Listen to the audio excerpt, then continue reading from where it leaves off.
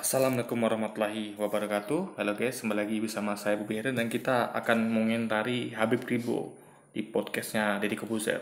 Kita akan langsung nonton videonya, bisa kita komentari. Cium kakinya, pasti beda dong. Iya, siapa dia? Harus cium kakinya. Saya nih Habib loh.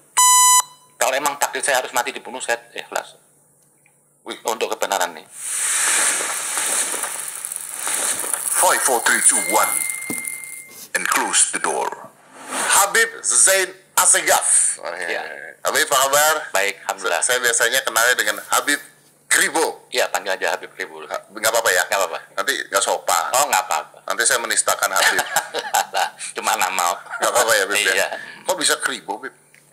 Ya sebenarnya orang Arab tuh keriting sebenarnya. Oh, Banyak kan juga keriting. banyak kan juga kritik. Ya. Ya mungkin saya sudah bukan Habib lagi lah. Udah berapa keturunan di Indonesia udah makan nasi tempe. Udah jadi orang Melayu lah. Udah jadi orang Melayu ya? Iya. Tapi kalau gaya ngomongnya kayak ada Jawa-Jawanya. Saya lahir Solo. Oh, Solo. Oh, berarti iso ngomong Jawa. Ya sedikit. Sedikit. Oh, ngerti ya? Iya. Habib ya. Oke, Habib Kribo ini lagi trending di mana-mana di YouTube. Kalau saya mau komentari dulu ya guys ya. Katanya dia bukan Habib lagi karena sudah sudah terlalu lama di Indonesia. Guys, Habib itu adalah keturunan kandung Rasulullah. Meskipun dia sudah lama di mana-mana, Habib telah Habib gitu. Jadi Habib itu nggak bisa dikatakan bukan Habib lagi hanya karena lama tinggal di suatu tempat. Jadi Habib itu kan diambil dari garis darah Nabi, keturunan dari cucu kandung Nabi gitu kan. Jadi ini saya nggak tahu beliau ini sedang bercanda atau bagaimana gitu kan. Tapi jelas beliau nggak bisa mengatakan itu. Jadi Habib tuh, jadi orang harus tahu kalau Habib tuh bukan misalnya kayak keturunan kandung Nabi, tapi dia lahir misalnya di Indonesia, besar di Indonesia, tetap dia seorang Habib meskipun dia lahir dan besar di Indonesia gitu guys. Trending di Twitter, trending di mana-mana, trending gara-gara berseteru dengan Babe Haikal. Babe Haikal pernah di sini juga pada saat itu berseteru dengan Babe Haikal. Nah, pertanyaan saya sebenarnya bukan ke sananya, Bib. Pertanyaan saya mau lompat dulu. Bib, pernah diteror nggak? Kalau diteror sudah sering kali lah. Karena saya melawan gerakan radikal FPI ini bukan baru ini, semenjak berdiri FPI. Dan sudah saya jalanin di teror, stiker semuanya. Stiker tempel-tempel di daerah rumah saya. Dihapus asgaf saya supaya orang tuh nggak mengenal saya itu Habib. Jadi ingin mengadu ya kelompok yang FPI ini dengan saya. Terus meme telepon tuh sering.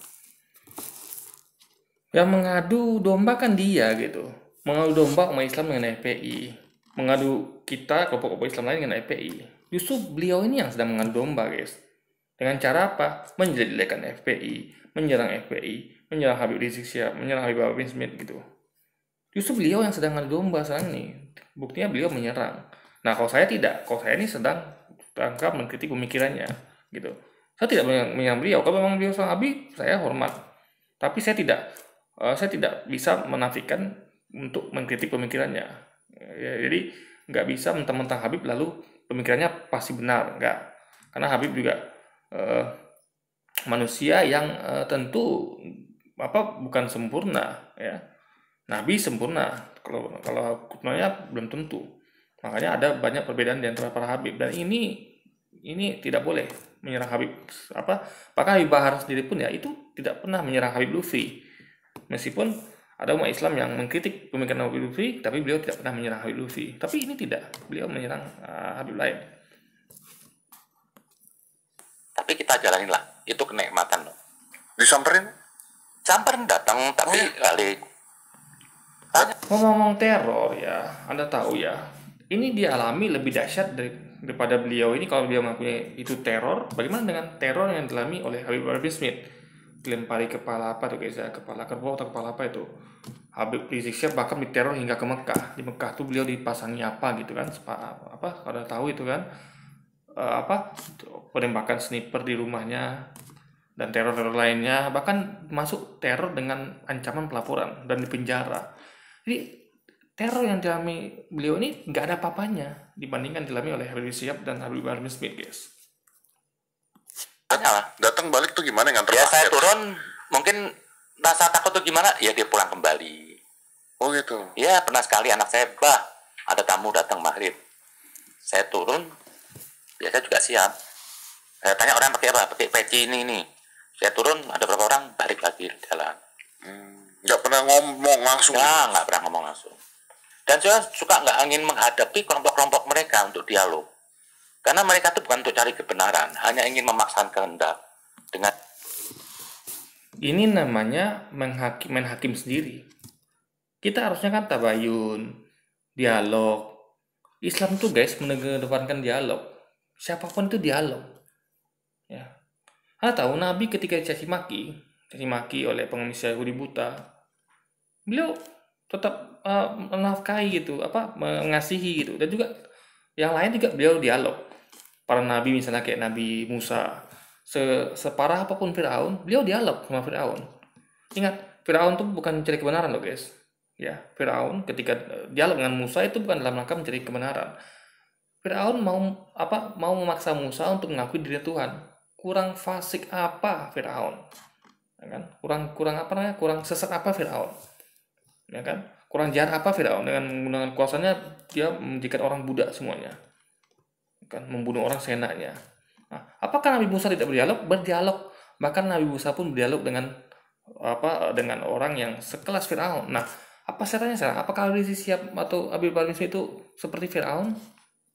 Nabi Musa aja dialog sama Firaun, masa beliau nggak mau Habib Rizik dialog dengan Nabi Rizik Syihab dengan Habib Rizik dan yang orang FPI lainnya?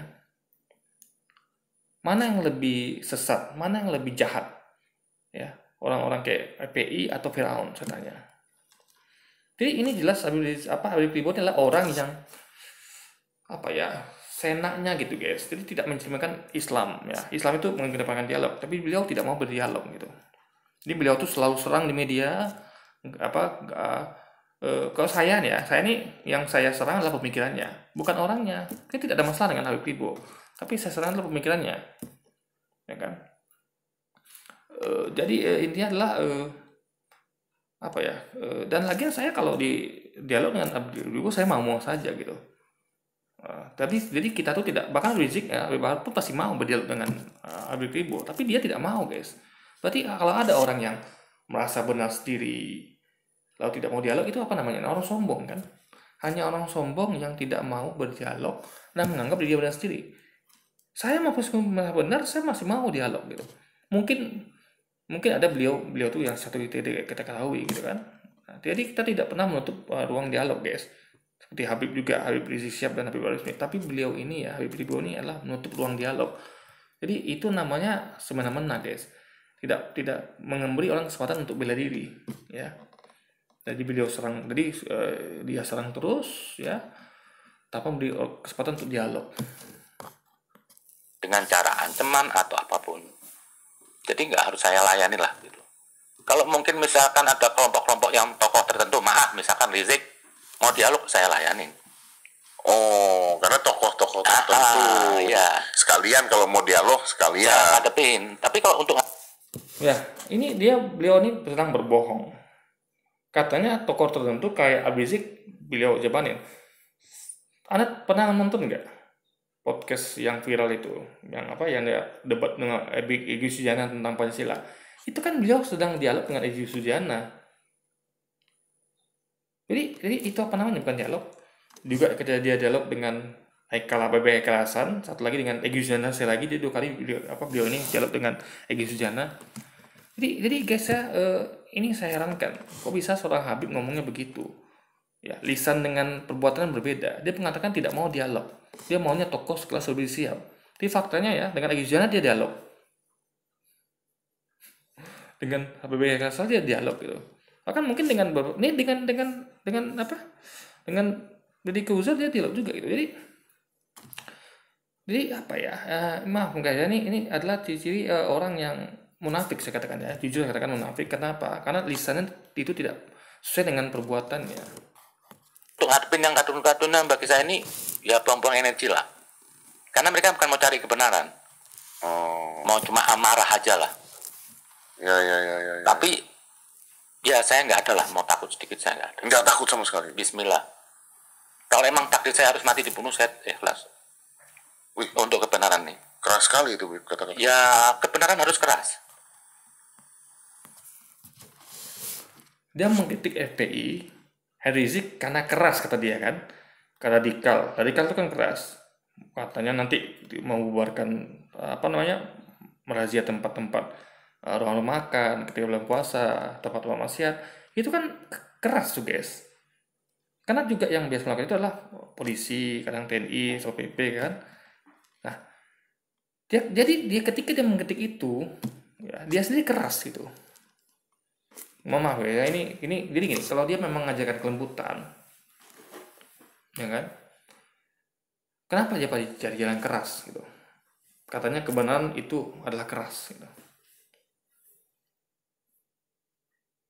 Sementara dia jargonnya adalah kebenaran itu adalah kasih sayang, lembut gitu. Tapi dia sedang serang nih guys ya. Jadi karena dia kerasnya dia ini ya, kenapa dia keras saya katakan ya? Dia serang sana sini, serang Habib Smith, serang Habib Rizik, serang yang lain-lain semuanya, FPI segala macam, semua diserangnya. Lalu dia apa namanya? Lalu dia ya berarti kan itu kan adalah keras gitu. Karena kalau dia sayang kan yang sebenarnya dialog datang baik-baik. Ini kalian bagaimana ini? Kenapa melakukan ini? Bukan malah menyerang sana sini gitu. Ini adalah aksi yang keras guys, kritik keras lah gitu kepada sesuatu yang tidak disukainya ya, dan dia dialog. Jadi orang yang memang sayang itu sebenarnya dialog, tidak menutup pintu dialog harusnya. Kebenaran harus keras. Kakek saya tuh keluarga Nabi itu semua mati dibunuh demi kebenaran, nggak mundur. Itu aja. Mudah-mudahan itu aja lah saya jalanin. Ya saya istri semua takut waktu itu anak-anak. Ibu saya juga sempat tahu keteror. Saya bilang, kakek beliau ini ya, kalau memang itu dia Habib, itu gini, matinya memang kan dibunuh, meninggalnya ya guys ya, wafatnya dibunuh, tapi bukan seperti yang beliau contohkan. Saya tanya, ada nggak Ali bin Abi Thalib itu mengkritik keras khalifah waktu itu? Tidak. Jadi ketika Anda bayangkan ya betapa lembutnya beliau ya, Ali bin Abi Thalib juga keturunannya. Jadi ketika beliau dilangkahi, dalam artian jadi khalifah, nggak jadi khalifah gitu. Sahabat lain yang mendahului jadi khalifah, nggak salah satu khalifah Umar dulu dan juga Utsman bertanya beliau. Itu beliau mengalah guys. Dan dia tidak pernah menyerang Umar, tidak pernah menyerang Ali gitu. Paham ya? Nah, jadi beliau itu ya, kakek dia ini dibunuh itu bukan karena seperti yang dia lakukan, menyerang sana sini, nggak pernah. Jadi tidak pernah Ali bin Abi Thalib, lalu Hasan Husain itu menyerang orang lain, nggak ada. Bahkan ketika beliau itu didukung oleh penduduk Kufah gitu ya, didukung di khalifah, itu mereka tidak melakukan perlawanan. Tidak, mereka hanya datang ke tempat itu untuk menanyakan, dialog gitu. Tapi di tengah jalan mereka dibunuh. Jadi justru para kakek beliau ini Ali bin Abi Thalib, Hasan Husain itu mengedepankan dialog. Jadi mereka tuh mau berdialog dengan Umar bin Khattab, dengan Utsman, dialog dengan pemimpin khalifah terakhir sebelum beliau yaitu Utsman gitu kan. Makanya jadi beda dengan Habib Ribo ini yang nggak mau dialog sama sekali guys. Ibu Umi, biarkan anak laki itu bisa jalan sendiri. Nggak usah Umi pikirin anak laki. Insya Allah jalan saya benar. Itu aja. Jadi saya itu bukan orang baru lah mengkritik tentang radikalisme Rizik ini. Dari berdiri FPI, saya seorang diri. Saya Habib seorang diri. Saya dituduh ekstrim, biarin. Saya cuma hanya melihat ini bukan Islam. Dan baru satu-satunya Habib berkarakter seperti Rizik baru Rizik. Leluhur saya satu enggak ada. Enggak ada amar ma'ruf nahi mungkar seperti yang dilakukan oleh Rizik. Dengan memukul orang minum, mabuk. Itu enggak pernah di leluhur saya. Itu kata kunci saya. Untuk saya melawan. Enggak perlu. Anda tahu ya, Khalifah kita Umar itu pernah bukan pernah lagi ya, mungkin hampir setiap malam beliau tuh keliling ya, melihat siapa orang-orang yang belum tidur, dalam artian begadangnya bukan karena melakukan suatu hal yang berguna ya guys ya, bermanfaat, tapi mungkin ya begadangnya karena melakukan hal tidak berguna kayak ya maksiat lah gitu. Beliau datang keliling itu mengecek umat Islam lah. Bahkan beliau itu mencambuk gitu guys. Siapa-siapa yang ditemukannya itu masih begadang karena hal tidak berguna. Karena kenapa? Karena besok paginya ditakutkan mereka tidak terbangun untuk sholat subuh gitu. Bahkan Nabi juga ketika di menekankan dengan di masjid itu ya, siapa yang tidak sholat di masjid ya, laki-laki yang tidak sholat di masjid yang akan balik itu rumahnya akan dibakar. Coba Anda bayangkan. Begitu tegasnya Nabi untuk mengajak umatnya untuk sholat di masjid bagi laki-laki gitu. Jadi sekali lagi guys ya, beliau tidak pernah baca sejarah itu gitu loh.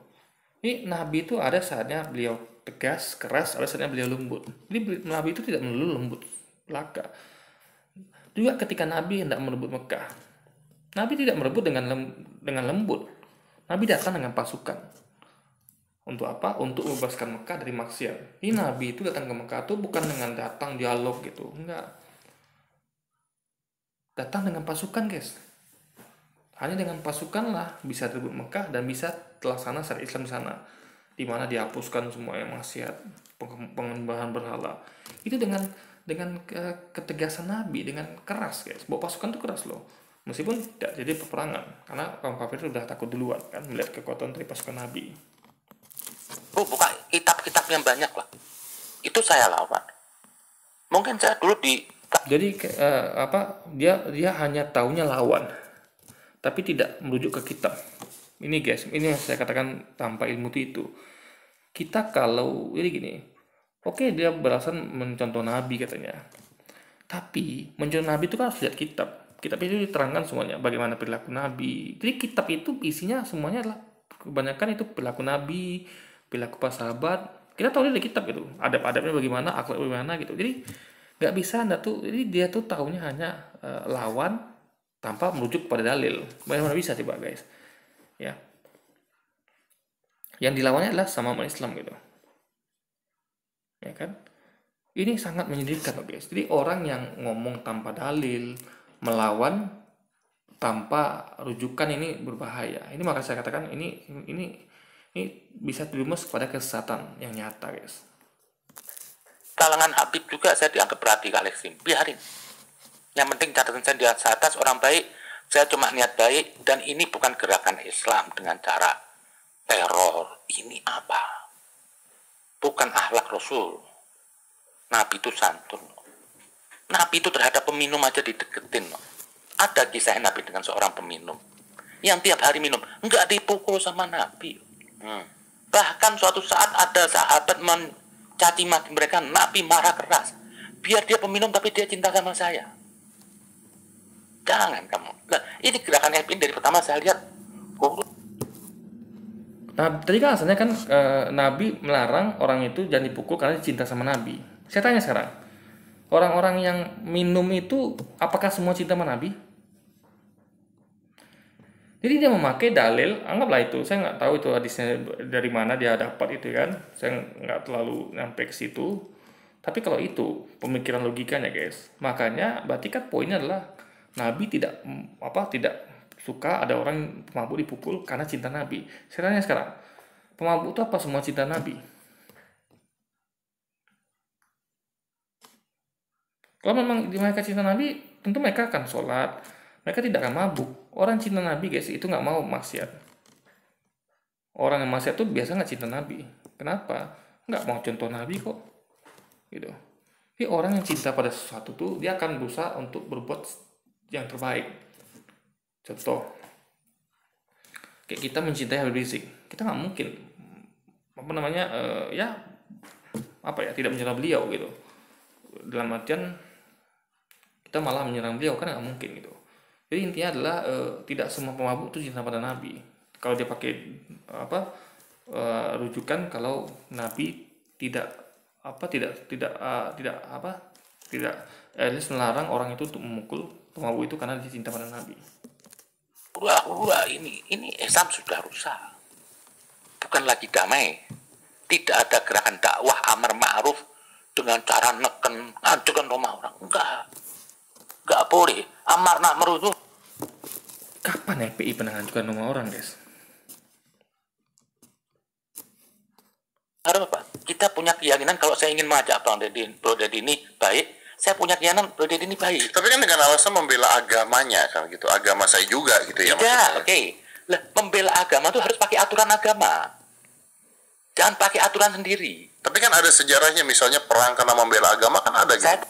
FPI itu melakukan berdasarkan agama, mereka pakai dalil rujukan gitu.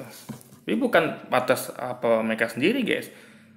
Habis itu semuanya pakai dalil, semua dilakukan itu ada dalilnya. Beliau kalau Anda perhatikan ya, ceramah beliau tuh melakukan sesuatu tuh beliau harus sampaikan, saya begini karena ini dalilnya, Rasul nyuruh begini, ini hadisnya, selalu begitu kan. Justru Habib Ribo ini yang tadi ngomong nggak perlu kitab, nggak perlu gitu dia. Jadi gimana saya katakan ya, apa yang sampaikan dia nih terbalik, guys, bertolak belakang dengan fakta yang kenyataan yang ada. Saya tanya, perang di zaman Nabi itu tidak pernah Nabi memulai. Semua peperangan yang dihadapin oleh Nabi itu cuma hanya ingin bertahan dari ingin dibunuh orang. Nabi dialog dulu. Jadi Nabi tidak pernah sekali mendahului peperangan. Nah, Nabi dialog dulu. Kenapa Anda tidak dialog? Nabi kakek dia, ya Nabi kita Muhammad SAW itu dialog dulu. Kenapa dia nggak mau dialog? Berarti dia tidak menyentuh akhlak Nabi. Karena dia kan lawan, dia nggak mau dialog. Nabi kan dialog. Lalu kedua, kata dia, dulu. Ini yang banyak orang nggak pahami. Jadi kesannya Islam itu horor. Satu, nggak ada peperangan Nabi belum. Kalau Nabi itu perang. Nah, tidak ada peperangan di dunia Nabi. Nabi itu hanya perang kalau kepepet, saat mau dibunuh. Ini saya terangkan ya. Berarti dia nggak baca sejarah lagi, guys. Nabi, ketika beliau itu berdakwah di Mekah, ya, beliau itu dizolimi, pengikutnya juga. Bahkan beliau mau dibunuh 2 kali itu. Ketika beliau di Mekah dan ketika beliau mau hijrah ke Madinah, pergi ke Madinah. Pengikutnya udah dibunuh, guys. Berapa pengikutnya dibunuh, ya, dizolimi, disiksa, ya, termasuk Bilal dan pengikutnya yang lain, sahabat yang lain. Apakah Nabi langsung itu Nabi udah pepet lah, kurang pepet apa orang yang pengikutnya bahkan sudah dibunuh, mereka dizolimi, bahkan Nabi mau dibunuh, itu kurang pepet apa lagi?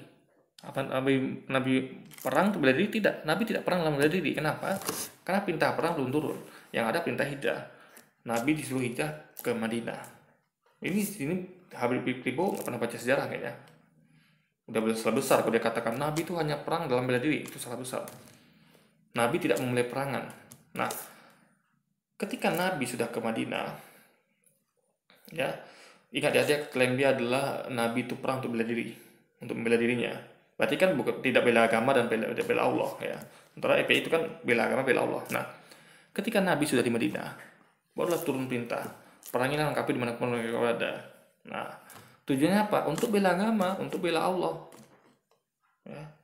Allah pengen lihat siapa yang membela agamanya, siapa membela syariatnya. Nah, itulah minta perang pada Nabi. Nabi bentuk pasukan dan menyerang Mekah. Siapa yang Nabi bela? Dirinya? Tidak. Nabi membela Allah dan membela agamanya. Karena di Mekah itu terjadi kemaksiatan, terjadi kesyirikan. Nabi membebaskan Mekah dalam rangka untuk mengubah Arab jahiliyah menjadi Arab yang syariah. Nabi membebaskan Mekah dari penyembahan berhala, di mana mereka waktu itu menyembah Lata Uzza, juga kemaksiatan, anak perempuan ditanam, dibunuh karena malu, tarik perut dan sebagainya, wanita yang tidak menutup aurat, mereka mabukan dan segala macamnya. Nah, Nabi memerangi mereka bukan dalam rangka membela dirinya lagi waktu itu di Madinah, tapi untuk membela agama ini dan membela Allah, guys. Itu beliau aja nggak paham gitu. Jadi salah ya, guys, ya, salah statement dia mengatakan bahwa Nabi itu hanya perang untuk bela diri. Enggak. Nabi perang itu saya baru contoh, belum saya contoh yang lain. Nabi itu perang ya dalam rangka membela agama Allah dan bela Allah itu sendiri yang telah menentukan agama ini. Ya kan? Dalam rangka perang untuk memberantas maksiat dan kesyirikan yang ada di Mekah pada waktu itu. Perang apa? Sudah kepepet ingin dibunuh lawan. Kita harus melawan dong. Kalau nggak bunuh diri. Itu yang Habib yakini ya. Itu. Nah, gerakan seperti ini pemaksaan tuh tidak ada. Malah mau beramar ma'ruf dari bukan. Jadi ketika Nabi membebaskan Mekah, itu Nabi memaksa nggak? Nabi memaksa apa? agar tempat-tempat suci tidak lagi dijadikan tempat penyembahan berhala. Nabi mengubah syariat di sana. Itu memaksa, memaksa, tapi memaksa dengan di bawah aturan. Sama kayak kita di negara kita dipaksa untuk ikut aturan. Kita harus bayar pajak, harus begini begitu kan. Kita nggak boleh begini, nggak boleh gitu. Itu namanya aturan. Aturan itu memaksa. Tidak ada aturan tuh nggak aturan ada yang nggak memaksa. Tapi itu bukan aturan namanya. Aturan itu rata-rata memaksa. Coba Anda harus bayar pajak. Kalau nggak bayar pajak Anda bisa kena. Lalu Anda harus apa lagi? Semua aturan di negara kita. Itulah yang terjadi pada waktu itu. Aturannya nggak boleh mengotori Ka'bah dengan berhala-berhala, kemaksiatan itu di hukum syariah berlaku, mencuri hukumannya apa gitu kan, hukum kisos berlaku gitu. Itu aturannya memaksa orang agar ikut aturan gitu. Bukan amar ma'ruf, menciptakan makar baru. Berarti kalau misalnya yang kejadian-kejadian, misalnya saya nggak bicara tentang FPI atau sebagainya, tapi misalnya kalau lagi puasa terus warung-warung ditutup, digeledah dan sebagainya, itu sebenarnya bukan, ini boleh saya tengahin lagi? Iya. Ya, oke. Jadi intinya begini loh, dalam hukum ibadah ritual itu tidak boleh ada orang memaksa. Itu harus datang dari diri sendiri. Seperti sholat puasa, biarin orang nggak puasa. Bukan urusan kita memaksa. Yang boleh Nggak nyambung guys. Om Deddy ngomong tentang EPI, bukan cuma EPI ya yang mengrazia tempat maksiat, merazia orang makan yang buka di siang hari orang puasa, itu bukannya EPI loh, tapi juga Satpol PP, polisi bahkan TNI. Nah itu tujuannya bukan memaksa orang untuk puasa. Apakah orang yang buka itu guys bukan hanya muslim, juga non muslim. Masa non muslim dipaksa puasa? Bukan, tujuannya merazia itu adalah untuk menghargai orang sedang berpuasa. Kayak di Bali, era Nyepi. Orang kan dipaksa untuk menghormati, menghargai orang yang sedang beribadah nyepi kan. Makanya itu aturan sana ketat tuh, nggak boleh begini, nggak boleh gitu selama nyepi. Itu bagus. Kita harus menghargai orang yang sedang beribadah gitu.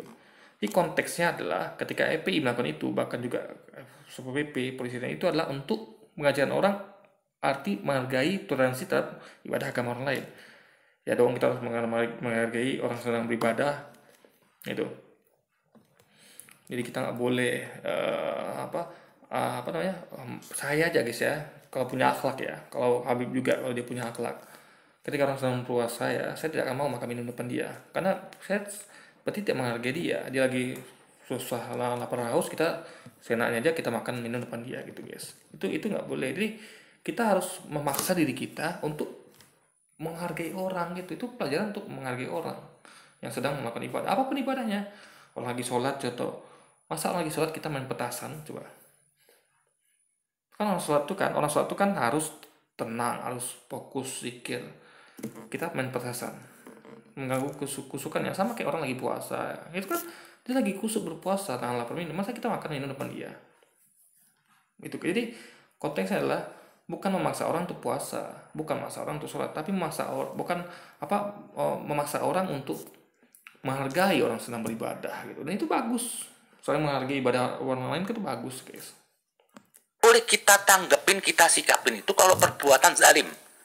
Misalnya perilaku saya ini akan mengancam orang lain, boleh bro ditegur saya lawan saya. Tapi kalau cuma hanya puasa, ritual, orang nggak boleh intervensi. Ini bentuk penghambaan, harus datang dari sendiri. Biarin orang buka.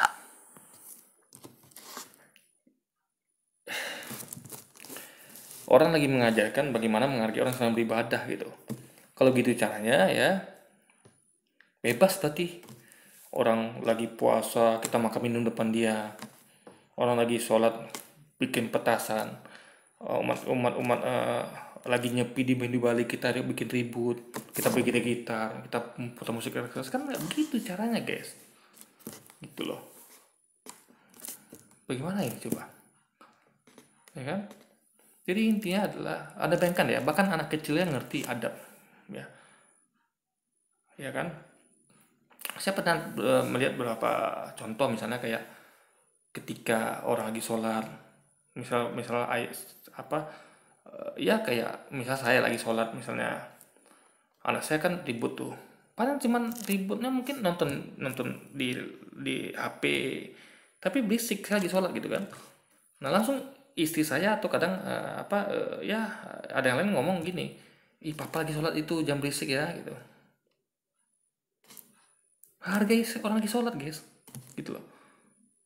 Jadi masa dibiarkan saja orang lagi sholat main petasan gitu, gak ditegur gitu kan nggak bisa begitu. Berarti kita tuh harus belajar untuk menghargai orang sedang ibadah, dan itu harus ada contoh, harus ada teguran, nggak bisa begitu saja gitu. Orang yang sedang nggak puasa ya jangan mengganggu orang sedang puasa, karena termasuk term mengganggu itu adalah bagaimana cara mengganggu orang sedang puasa.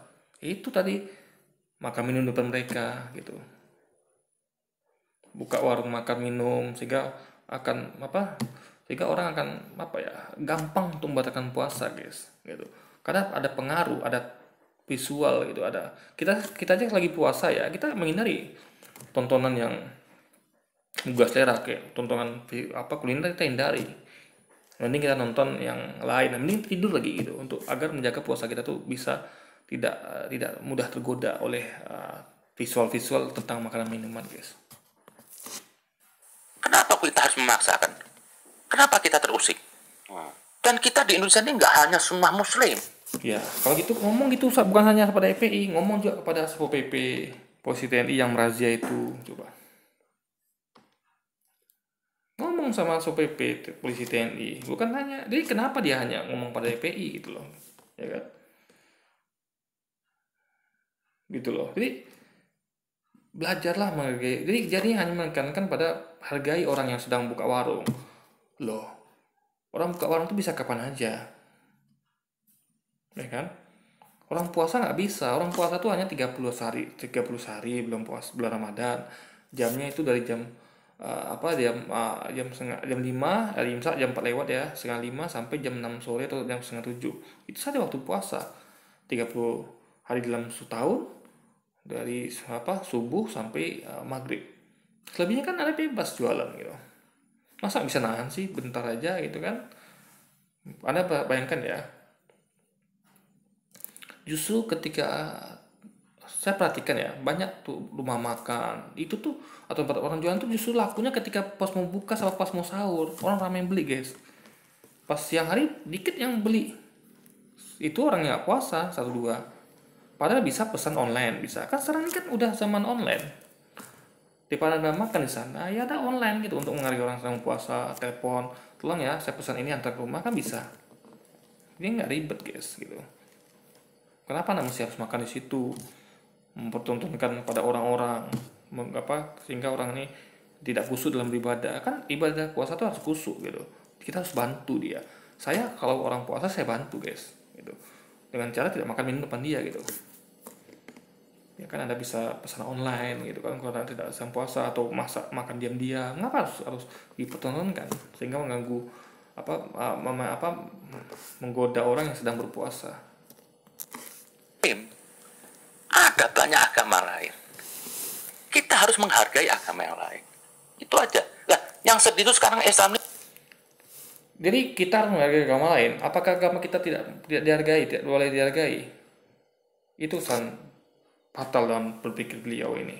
Ya, kita yang benarlah kita harus saling menghargai antar agama. Bukan hanya kita itu untuk menghargai agama lain. Ingat, ketika bulan puasa siapa sedang beribadah?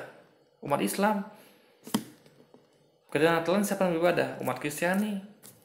Jadi ketika kita di Natalan, ya kita harus hargai ibadah mereka. Dengan cara apa? Dengan cara tidak ganggu gitu. Jangan ganggu umat Kristiani yang sedang beribadah Natal gitu. Sama juga kita sedang ibadah puasa jangan ganggu juga gitu. Lagi nyepi jangan diganggu juga. Caranya ketika nyepi kita jangan buat aktivitas yang bisa merusak kekusukan nyepi mereka. Juga umat Islam lagi sedang puasa jangan ganggu kekusukan kita sedang berpuasa gitu loh. Jadi bukan hanya kita dituntut untuk menghargai agama-agama lain, tapi mereka juga hargai agama kita. Terjadi saling menghargai, itu yang benar gitu. Jadi dia ini hanya mengajarkan kita untuk menghargai agama lain, tapi agama dia tidak mau dihargai gitu. Ini cuma hanya ributnya di hal-hal ritual, atribut, penista agama, menjelekin Tuhan. Akhirnya apa ini agama? Padahal prinsip beragama itu diturunkan Tuhan buat manusia, bukan buat Tuhan. Jadi saya ini gimana bisa memanusiakan manusia dengan kasih sayang? Kalau ada orang yang belum baik, kita sayang. Gimana tak sayangnya kalau Anda nak mau dialog? ada serang sana sini, di mana kasih sayangnya? Nabi pernah nggak nyerang sana sini?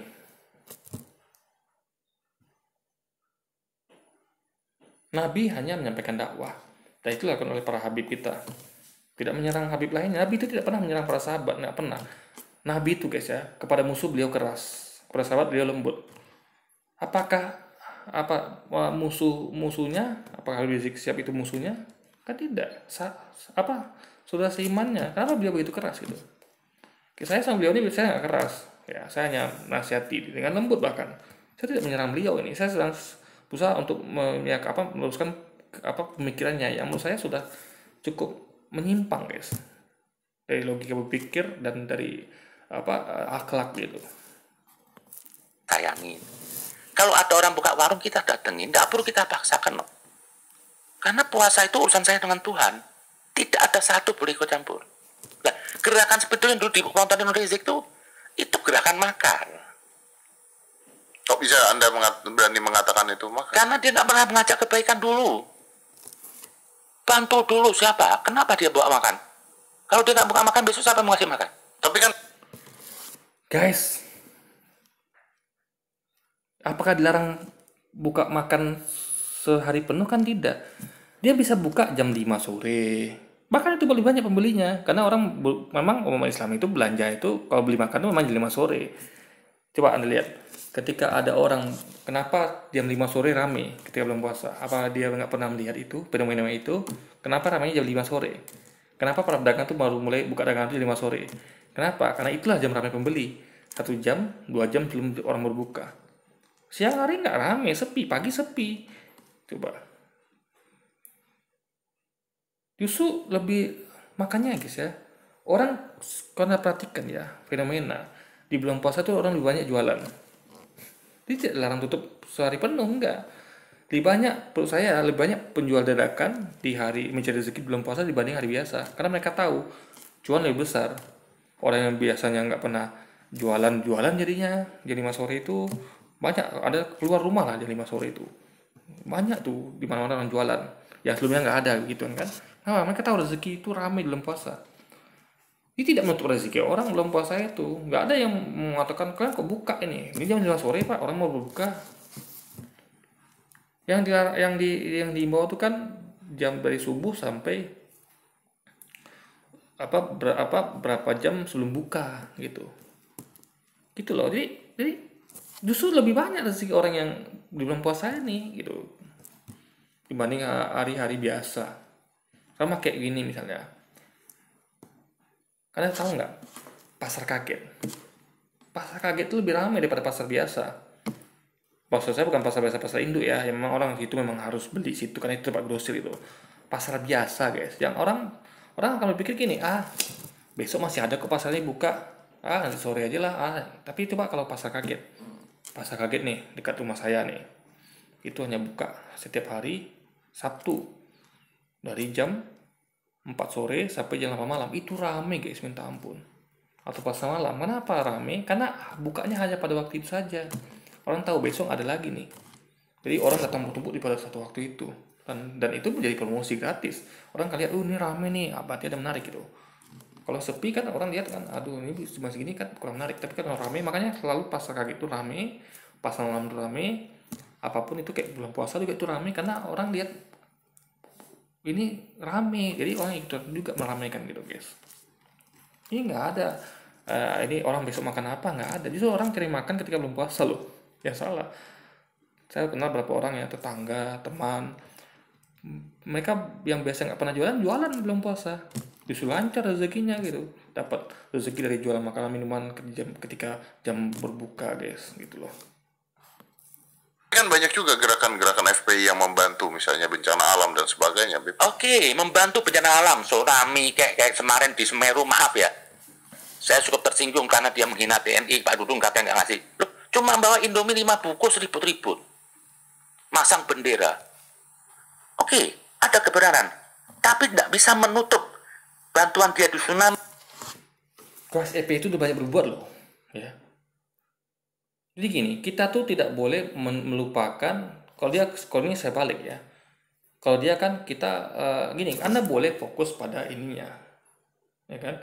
fokus pada hal itu, tapi Anda harus ingat kebaikannya juga, gitu loh. Jadi dia nih apa ya, dia nih tidak menghargai kebaikan-kebaikan FPI gitu. Anggaplah itu sebenarnya semua kebaikan, termasuk pemberantasan maksiat juga kebaikan. Tapi yang hal-hal yang anggaplah setuju kita dengan dia itu baik, itu memberi bantuan itu kan. Kenapa tidak dihargai dia? Dianggapnya sepele guys gitu. Padahal FPI itu ya udah begitu banyak membantu di mana-mana gitu. Ya, dan tidak diviralkan di media seperti pejabat kita misalnya lempar kaos lewat sambil mobil jalan itu viral itu kan, direkam disebarkan. FPI kan tidak begitu, gitu kan. Jadi kenapa nggak itu yang dia serang gitu? Kenapa FPI coba? Kami di Semeru terus untuk menutupin kesalahan di FPI nggak boleh. Ada perkataan dari Ali bin Abi Thalib. Itu FPI itu melakukan itu bukan untuk menutupi kesalahan ya. Memang programnya begitu. Program FPI adalah ya nahi mungkar, ya amar ma'ruf nahi mungkar. Jadi memberantas maksiat, ya kezaliman, ketidakadilan, termasuk bantu bencana. Itu adalah program satu kesatuan. Bukan ini untuk menutupi yang ini, nggak ada begitu. Jadi tidak ada cuci tangan FPI, nggak ada guys. Ibarat saya nih, saya sebenarnya adalah orang jahat. Cuman saya kedok, saya bantu orang itu enggak. Jadi bantu orang, dakwah, amar ma'ruf nahi mungkar, kritik pada ketidakadilan itu satu paket itu semua. Bukan saya ketika musanya itu semua kebaikan. Jadi FPI itu ya semuanya itu adalah kebaikan. Tidak ada kejahatan ditutup dengan kebaikan, itu nggak ada. Satu paket semuanya guys. Semuanya adalah kebaikan gitu. Oke, saya juga misalnya saya berdakwah, bantu orang misalnya semua itu adalah dalam rangka satu kebaikan. Tidak ada satupun itu untuk menutupi yang lain, keburukan lain tidak ada guys. Semuanya adalah baik gitu. Ali bin Abi Thalib. Jangan Anda mengungkit-ungkit kebaikan yang kecil untuk menutupin setan yang ada pada dirinya. Itu tidak boleh. Jangan menutupi kebaikan kecil. Jadi bagi dia itu adalah kebaikan yang kecil. FPI bantu berapa mayat yang FPI bantu tsunami. Jadi ini guys tidak menghargai usaha orang ini. Ya. FPI itu ingat loh, FPI itu bukan pemerintah, bukan siapa-siapa, bukan punya kuasa, tapi begitunya FPI membantu di mana-mana. Bisa dikatakan itu kecil, coba. Sementara dia apa yang diperbuat? Saya aja yang ketika bencana saya nggak berbuat apa-apa guys, itu apa ya? Bagaimana apalagi kayak saya gitu, yang nggak ngapain gitu. Berarti lebih besar orang siapa ya? Yang lempar kaos kemarin ya, waktu di mobil itu jumpa rakyat, memimpin kita lempar kaos gitu, lagi mobil jalan, itu adalah kebaikan yang besar gitu. Jadi apa kategori kebaikan yang besar bagi dia gitu? Masa orang udah bantu bencana dikatakan kebaikan yang kecil? Ini betul-betul tidak menghargai bantuan orang guys. Escobar, bandar narkoba, membantu anak yatim satu kota. Ya. Terus apa kita mau benarkan dia sebagai bandar narkoba? Nggak bisa. Nggak bisa. Emang FPI bandar narkoba? Justru FPI itu memberantas narkoba dan maksiat lainnya. FPI memberantas narkoba, memberantas pelacuran, memberantas minuman keras. Justru FPI itu, dari masa FPI disamakan dengan bandar narkoba? Contohnya guys, perbandingannya. Ini Habib nih, mau saya jadi ragu loh, bilangnya Habib bukan gitu. Ya kan? Kok ada ya Habib begini gitu guys. Nah, jadi jangan ditutupin dengan bantuan tsunami di Aceh ini, terus dianggap ini semua. Loh, yang bantu banyak. Ya. Teman saya itu ada Dodi. Maaf, seorang Nasrani, bertato. Sampai ini hari masih masak di Semeru. Padahal sudah pulang, dipanggil lagi. Setiap pagi masak 2.000 bungkus.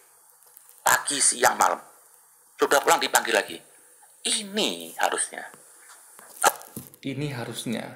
FPI kan juga begitu, FPI. Jadi gini guys ya. Ini Habib ini pilih kasih. Ketika itu temannya disanjung-sanjungnya, ini harusnya begini, bantu ini. FPI kan melakukan hal sama, bahkan lebih lagi. FPI bukan hanya Semeru ya, dia bercerita di temannya cuma Semeru. FPI sampai kemana-mana, Joko Jaga kemarin ke Aceh. Jadi kalau temannya itu harusnya, FPI berarti bukan harusnya gitu. Inilah guys. Berarti kita tahu sekarang pemikiran Habib Kribo adalah kalau temannya dibela dia, disandingnya, kalau dia nggak suka itu diserangnya terus gitu. Jadi dia tidak adil guys, gitu ya kan? Pilih kasih. Kalau si Anu bantu, ini harusnya gitu. Tapi kalau enggak, itu untuk menutupi keburukannya. Ya kan? Kalau kita pakai logika itu ya, maka temannya yang katanya si Jody itu juga begitu dong. Ya kan? Oh, apa? Dia melakukan itu untuk menutupi tatonya kan gitu kita kalau kita pakai logika dia gitu. Ya kan? Dia sekarang juga bertato tuh nggak boleh loh. Tahu saya ya. Kalau Anda bertato itu akan menghalangi wudhu gitu. Karena wudhu tidak kena kulit, terhalangi oleh tato Anda gitu. Haram tato itu guys. Karena tidak membuat Anda tidak sah dalam berwudhu gitu. Nah, itu adalah suatu kesalahan. Apa tidak dikritik oleh dia? Gitu. Itulah tidak adilnya Habib Ribo ini guys. Apapun agamanya. Apapun. Kebaikan tuh baik itu baik. Siapapun yang lakukan, buruk tuh buruk. Siapapun yang lakukan. Mau muslim mau siapa ya buruk sudah. Nggak lihat agama, nggak lihat rasnya, sukunya. Karena baik itu sama buruk itu bawaan. Baik ya akhirnya baik. Jadi nggak perlu lah. Jangan Tuhan tuh dikuasai kita sendiri. Tapi kan dengan Habib bersuara seperti ini, bahkan kemarin saya ngeliat dari videonya siapa, Denny Siregar tuh, sampai ada judul Habib lawan Habib kan sampai begitu, Bib. Ini kan jadi sebuah kericuan lagi nih. Ya tidak kericuan lah. Terkadang gini loh, saya ini dibilang Habib ekstrim, Habib keras. Saya dibilang kok 11-12. Loh, saya kan suatu akibat melawan sebab kan. Harusnya yang disalahkan itu sebabnya. Seperti Bahar ini yang buat onar. Kalau dia baik, saya santun. Karena dia nggak baik, masa saya santun? Saya harus juga keras. Karena melawan kekerasan itu harus dengan keras. Itu kelembutan. Nah, gimana, Bib? Gimana, Bib? Om Deddy bingung dengan statement Habib Ribo. Saya juga bingung, guys. Kekerasan lawan kekerasan. Itu kelembutan. Apa coba maksudnya? Melawan kekerasan dengan kekerasan, itu kelembutan. Om Deddy aja bingung, guys. Memang kita sedih melihat ada, kalau memang Habib ya, yang seperti ini sedih kita, guys. Orang ngomong tanpa ilmu. Saya aja, guys ya. Kalau saya merasa nggak ada ilmu, saya nggak berani ngomong gitu. Insya Allah kalau saya ada ilmunya, dan saya tahu, jadi hanya ada komentar di bidang-bidang yang saya tahu. Nggak tahu, saya tidak komentari gitu. Tapi beliau ini memang semuanya di bawahnya, guys. Ya. Jadi kita bisa buktikan bahwa ilmunya bahkan nggak ada sama sekali ilmunya, guys. Kalau kasih sayang tidak bisa membawa orang jadi baik, melawan kekerasan dengan sikap keras, itu kelembutan. Itu kata Nabi. Jadi tidak. Melawan orang keras dengan kekerasan itu dikatakan kelembutan. Guys, yang benar begini ya, saya terangkan ya. Ketika ada orang keras, kita lawan dengan kelembutan. Ya sudah gitu aja. Nah, ketika dia nggak bisa dilawan dengan kelembutan, kita lawan dengan kekerasan. Gitu benar. Jadi, kekerasan nggak bisa dikatakan kelembutan. Nggak bisa. Jadi, ketika dia katanya melawan dengan kekerasan, tetap itu adalah kekerasan. Nggak bisa dikatakan kelembutan. Makanya, apa yang dilakukan EP itu benar. EP itu, pertama melawan dengan kelembutan. Jadi, ketika ada orang... Jadi, Anda perlu tahu ya, EP itu bukan langsung jujuk keras loh. Jadi, EP itu beda sama Habib Ribo. FPI, Rizik itu ada ruang dialog. Jadi, ketika ada tempat maksiat, ya kan, tempat maksiat itu kan keras, guys. Kenapa keras? Saya katakan tempat maksiat itu mereka melawan pemerintah, melawan rakyat setempat. Orang nggak mau di situ tempat maksiat ya, karena tahu tempat maksiat itu berbahaya. Bahkan di Medan itu ada emak-emak yang menggeruduk tempat maksiat itu, menghancurkan semua alat judinya, guys. Karena itu sudah berbahaya. Mereka takut nanti anak-anak mereka, orang tua suami mereka main ke situ gitu. Nah, itu FPI membuka ruang dialog. FPI datang, dakwah, dialog gitu. Lalu nggak mau baru pakai kekerasan. Sama juga dengan pemerintah kita kan begitu. Apa pemerintah, SOPP, polisi itu kan datangnya dapat maksiat. Ini kalian melanggar aturan nih, perda segala macam. Tolong ganti tempat usaha atau tutup. Lalu membandel, baru pakai kekerasan. Jadi pertama pakai kelembutan, nggak mempan baru pakai kekerasan. Jadi nggak bisa dikatakan kekerasan itu kelembutan, nggak bisa. Kelembutan adalah fase awal. Ketika sudah berubah jadi keras ya keras gitu. Nah, tapi dia menyamakan kekerasan dengan kelembutan. Ini logikanya bagaimana, guys? Nggak masuk akal. Saya misalnya, saya negur orang nih, orang tuh nggak mendengar. Pak, tolong jangan sakiti istri bapak lah, jangan pukul istri bapak, itu KDRT. Nggak mempan, guys. Dia keras sama saya, kamu nanti saya bunuh loh, atau kamu nanti saya ajar loh. Oh, kita main keras akhirnya. Ayo, kalau gitu kita duel. Kita lihat siapa menang bapak atau saya. Karena kita nggak suka dia memukul istrinya misalnya. Nah, Itu kan berarti saya dengan kelembutan nggak mempan, saya berubah jadi keras, meladeni kekerasan dia. Itu apakah saya ketika saya meladeni itu bukan keras kok? Oh kamu kok dikasih tahu nggak mau ya? Apa itu kelembutan? Tidak, itu kekerasan guys. Jadi kekerasan nggak bisa jadi kelembutan, ya keras ya keras, lembut ya lembut gitu. Jadi beliau ini Habib Ribo ini bingung membedakan antara kelembutan dan kekerasan. Tidak bisa. Ada hal-hal tentu Tuhan marah. Dengan kutukan itu ada untuk menghentak hati nurani orang yang sudah mati. Jadi nasihat itu tidak harus lembut. Tapi kan ada juga, nah ini saya selalu bertanya ya, karena saya mau ada di dua sisi nih Bib ya. Saya selalu ditanya misalnya harusnya. Jadi justru dia ini sedang ngomong dengan dirinya sendiri guys. Ya, ada banyak beberapa orang yang nasihati Habib Ribo nih, tapi di hatinya sudah mati. Dihentak pun dengan apa? Dengan meme, dengan sindiran pun masih nggak mempan karena hatinya sudah mati gitu. Bahkan dia terus keluar gitu kan. Udah banyak loh orang ketika Habib Ribo ini, tapi dia hati memang sudah mati.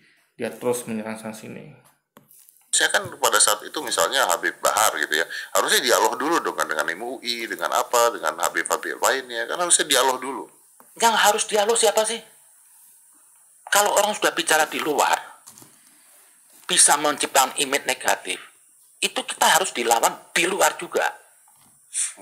Nah, yang harus datang tuh harusnya kalau Bahar itu punya akal yang bersih, dia anak muda baru anak kemarin sore, punya hati yang bersih, dia harus berpikir, kok Gini ya.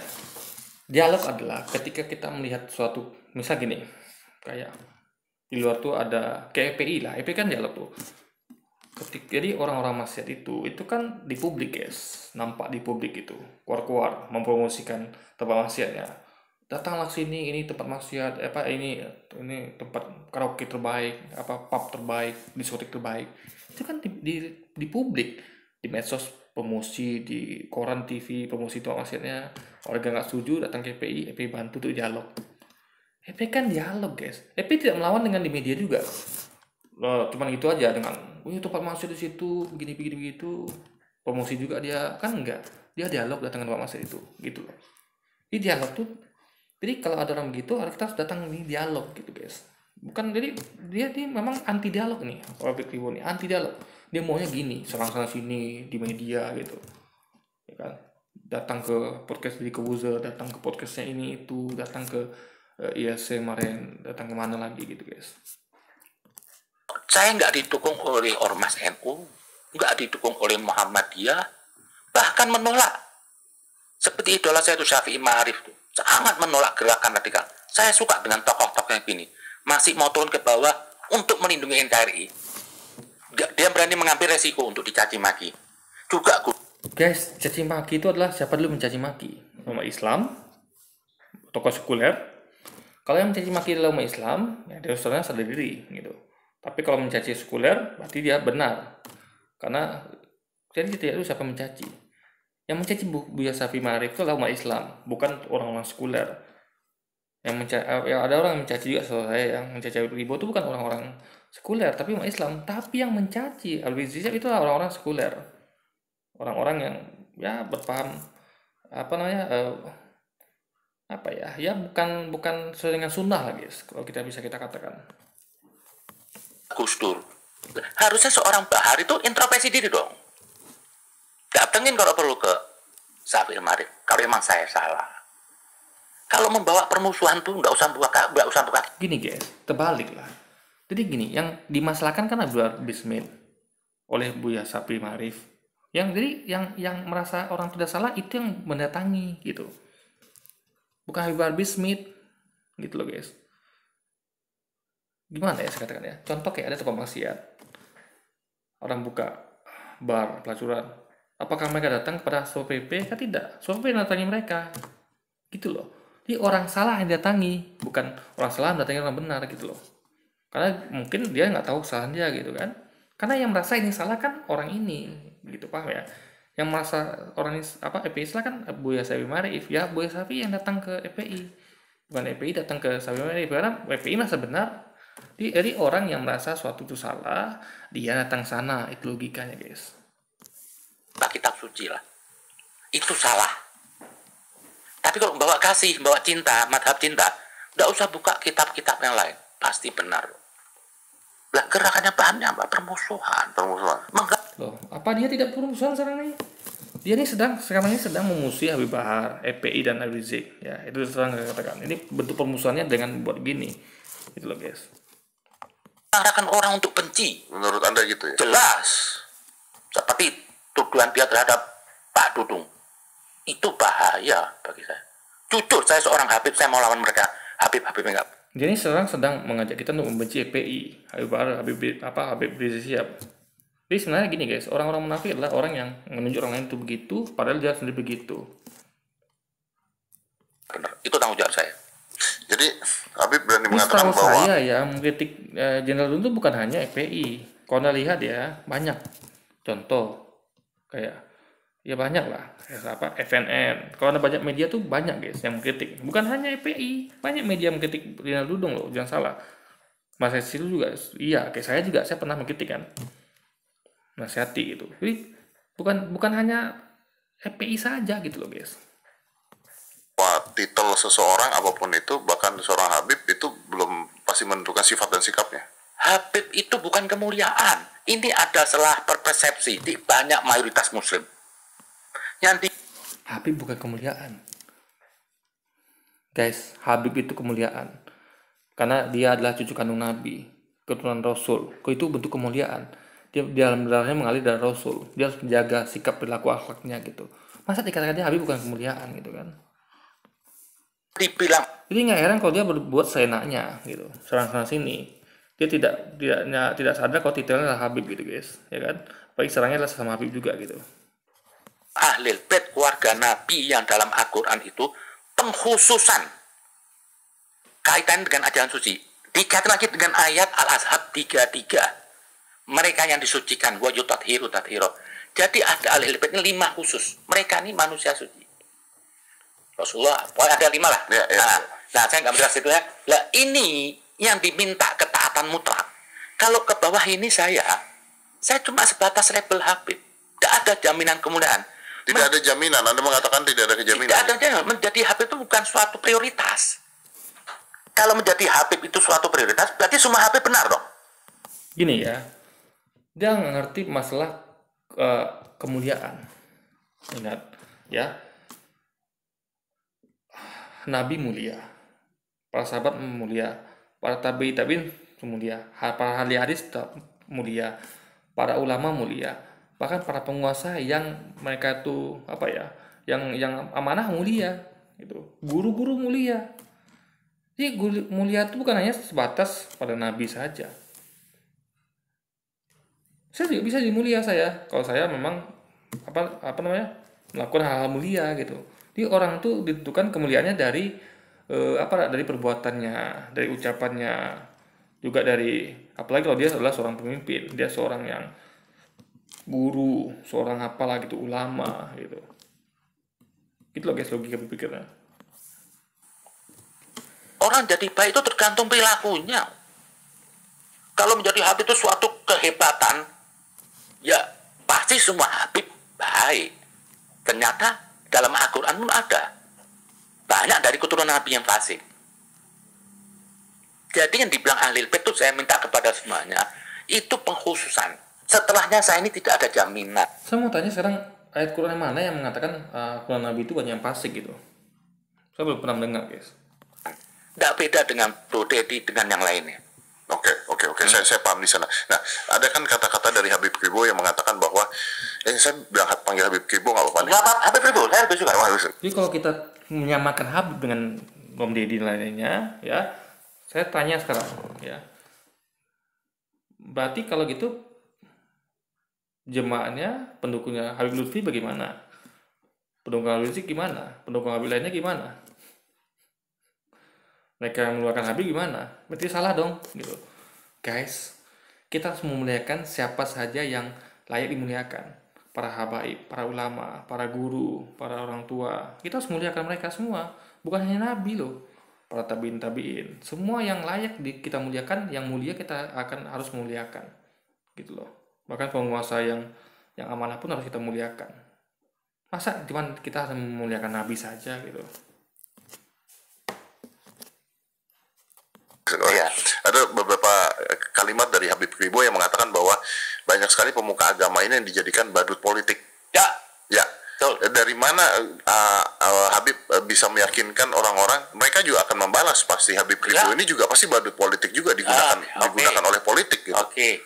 Begini yang saya lihat, pengkultusan terhadap Habib sekarang yang disematkan kepada Rizik, Bahar, kelompok ini dijadikan jargon oleh kelompok-kelompok ustadz yang non Habib dan kelompok badut politik yang ingin mengambil manfaat di negeri ini dijadikan jargon. Kalau andaikan Rizik dan Bahar itu bukan Habib, tidak ada yang ngikutin.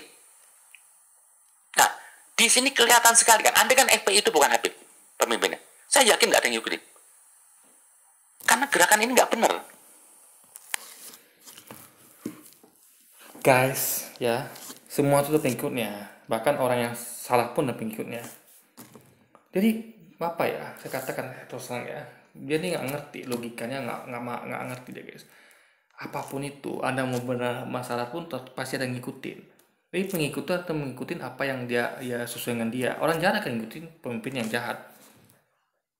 Orang baik akan ngikutin orang baik. Jadi begini, FPI habis itu yang ngikutin orang-orang baik, ya kan? Kayak bandar narkoba yang ikut pasti orang-orang jahat. Itu jadi kalau FPI bukan Habib yang memimpin juga ada orang ngikutin. Contoh, apakah di Muhammadiyah yang memimpin Habib, di NU yang memimpin Habib, atau yang di organisasi lain itu Habib memimpin? Kan tidak juga gitu. Jadi sekali lagi saya katakan ya, maaf Habib Ribo ini logikanya nggak ada guys. Dia nggak pernah berpikir dengan cerdas, dengan logika. Asal maaf ya, ini asal bicara aja kalau saya nilai guys. Dan tidak ada Habib ngikutin. Tapi karena Habib yang nggak benar nih dibenerkan, lah ini nggak baik. Lah ini sekarang lagi dipakai terus jargon Arab. Kenapa? Karena Habib Nggak benar tapi dibenarkan gitu. Jadi dia benar gitu. Saya aja bukan siapa bisa menyalahkan dia guys. Karena saya nilai salah gitu. dan Arab tuh masih ada identik tuh diagamakan Islam sebagai wakil Islam, itu sebenarnya nggak benar. Banyak kiai itu lebih hebat. Jujur aja loh, intelektual Muslim Indonesia loh jauh lebih hebat daripada Arab-Arab yang lain. Guys, gini loh guys ya, kita harus adil ya. Jadi bukan seperti beliau ini, beliau mengatakan Indonesia lebih hebat daripada intelektual Arab. Kita harus katakan ya, Indonesia hebat, orang Intelektual Arab juga hebat gitu, sama hebatnya gitu. Kita harus adil, nggak? Jadi dia ini memang membenci Arab guys. Jadi Indonesia lebih hebat dari Arab, itu jelas. Padahal dia lupa ya. Dulu penemu Al-Jabar, apalagi apa lagi dulu tuh banyak lagi yang lainnya kan. Almanak itu adalah orang Arab loh, yang salah. Kalau tidak orang Indonesia ini, bahkan dulu tuh kita yang berjaya itu adalah orang Arab. Rasulullah, apalagi Indonesia dulu ada ya. Ingat, Indonesia adalah negara baru yang baru ada tahun 45. Arab udah lama, karena Arab itu suku, ingat ya, nggak ada suku Indonesia ya. Jadi betapa lamanya suku Arab itu sebanding dengan suku Jawa, kayak suku Batak, itu udah lama, udah legend itu guys. Nggak ada nama suku Indonesia, nggak ada. Jadi kalau Anda bandingkan pun ya, suku ini Indonesia itu masih kalah sama Arab. Indonesia bahkan masih kalah sama Jawa, masih kalah. Karena Indonesia berdiri tahun 45. Nah, itu kita bukan menjelekkan Indonesia ya, bukan kita membandingkan dengan adil gitu.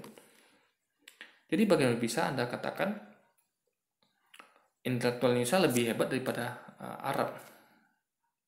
Coba saya tanyakan logikanya. Ya kan?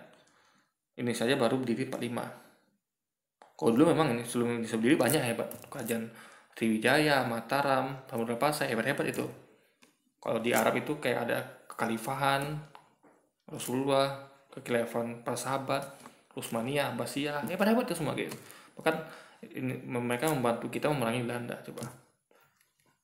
Jadi dari segi umur, suku Arab dengan Indonesia tuh lebih jauh, lebih lama eksis suku Arab dibanding Indonesia. Dari segi ilmu pengetahuan, Arab lebih berjaya pada Indonesia. Coba, ini kita dijajah oleh Belanda Portugis 3,5 abad. Sementara siapa yang jajah kekhalifahan? Coba. Lah ini dipakai. Ini keras sekali nih. Itu bisa dipertanggungjawabkan. Sangat saya pertanggungjawabkan. Tuh, mau apa lo? Gini aja lo, saya minta dulu. ada ijma 1, 2, 3 nih, ini gerakan politik. Jadi sudah lagi bukan gerakan agama. Emang kenapa kalau gerakan politik? Jadi yang boleh berpolitik itu hanya orang-orang sekuler gitu, orang liberal gitu. Nabi itu berpolitik, guys. Nah, Nabi itu berpolitik. Nabi itu berpolitik, makanya jadi pemimpin. Ingat, pemimpin itu adalah politik. Ketika Nabi jadi pemimpin, beliau sedang berpolitik. Maka itu dengan politiknya Nabi, beliau mengatur ekonomi Islam, mengatur tentang aturan-aturan syariat gitu. Jadi Nabi itu bukan hanya sholat, zakat, puasa saja, tidak. Nabi juga berpolitik. Para sahabat berpolitik, guys. Pemilihan Khulafaur Rasyidin, coba pemilihan khalifah, pesaing antara Abu Bakar, Umar, Utsman, Ali bin Thalib, itu kan politik namanya. Coba. Mereka berpolitik, mencari dukungan dan mendapatkan dukungan dari para sahabat dan para umat, guys. 1, 2, 3 ganti. Loh, kok kayak Tuhan diatur oleh mereka? Istimewa ulama bukan mengatur Tuhan. Bukan. Istimewa ulama itu memimpin seperti dahulu para umat kita memilih pemimpin. Siapa yang dipimpin? Apakah Abu Bakar, Umar, Utsman, ataukah Ali bin Thalib? Semuanya adalah melakukan istimewa namanya dulu itu.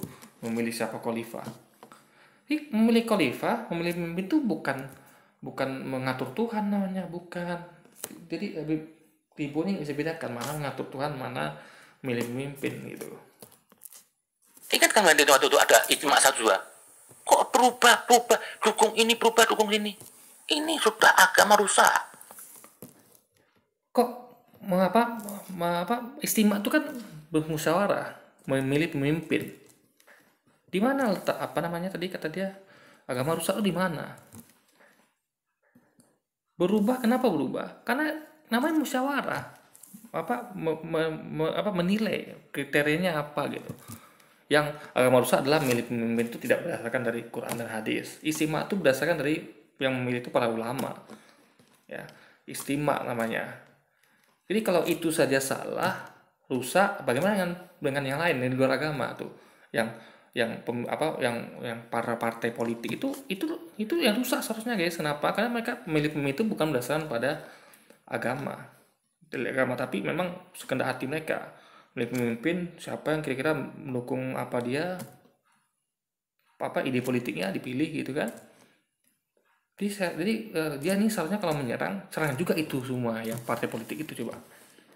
Yang agama disalahkan dia, yang bukan agama tidak ada disinggungnya, berarti dia membenarkan itu semua. Jadi kalau ada pakai agama salah. Jadi dia mau ini guys, pemikiran sekuler ya. Dia mau kita semua itu tidak berpikir dengan cara agama, tapi dengan cara liberal sekuler. Ini bahaya. Ini Habib ini berbahaya ini. Mengajak kita untuk keluar dari pemikiran Islam, keluar dari pemikiran agama. Dia mau kita politik itu politik bebas, liberal, sekuler. Gak usah bawa agama gitu. Padahal Nabi itu politik dengan agama, gitu. Para sahabat politik dengan agama. Oke guys, jadi gini, ini video udah cukup panjang ya. Saya udah capek ngomong gitu kan. Dan lagian udah berapa? Jam 1 malam guys. Jadi ini 15 aja dulu ya. Ini panjang video ini. Jadi mungkin kita kalau ada waktu kita akan sambung di lain kali, atau kita mungkin sudah sampai sini. Tapi ya kalau ada kesempatan saya akan coba lagi guys. Tapi ini udah cukup panjang, video udah 1 jam guys. Ya kan saya pun harus istirahat juga. Kita jumpa lagi di video selanjutnya guys. Jadi wassalamualaikum warahmatullahi wabarakatuh.